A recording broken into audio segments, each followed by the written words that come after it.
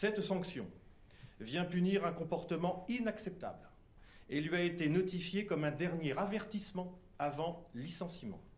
Cette sanction est la plus grave jamais prononcée contre un chargé de mission travaillant à l'Élysée.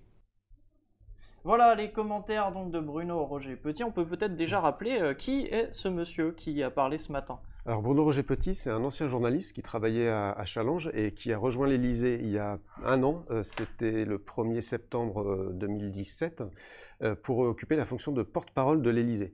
Avec une caractéristique, c'est que jusqu'à ce matin, le porte-parole de l'Élysée n'avait jamais pris la parole publiquement. Ce qui en soi déjà est un signe de l'ampleur de la crise que traverse l'Élysée. On parle là vraiment de communication de crise ?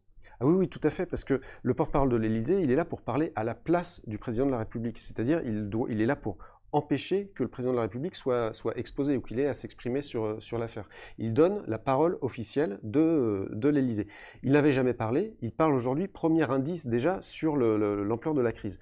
Deuxième indice, ou deuxième signe en tout cas, l'intervention est maladroite parce que elle devait être faite en direct, mais suite à des problèmes techniques, c'est diffusé en différé, mais n'empêche que dans cette déclaration, Bruno Roger Petit oublie un mot à un moment, il explique que c'était le dernier avertissement avant sanction, laissant entendre qu'il y avait déjà eu d'autres avertissements. Alors ça, il va le corriger plus tard en disant que c'est le premier et dernier avertissement, mais ça a alimenté quand même à un moment l'idée que tout ça était pas très clair. Et puis Bruno Roger Petit, dans son intervention, révèle la présence d'un deuxième homme qui travaille à l'Élysée sur la scène de manifestation, vraisemblablement pour déminer en avance, mais ce faisant laisse quand même penser que cette affaire a été, un, connue de l'Élysée, et deux, que l'Élysée a sans doute essayé de faire en sorte de la camoufler.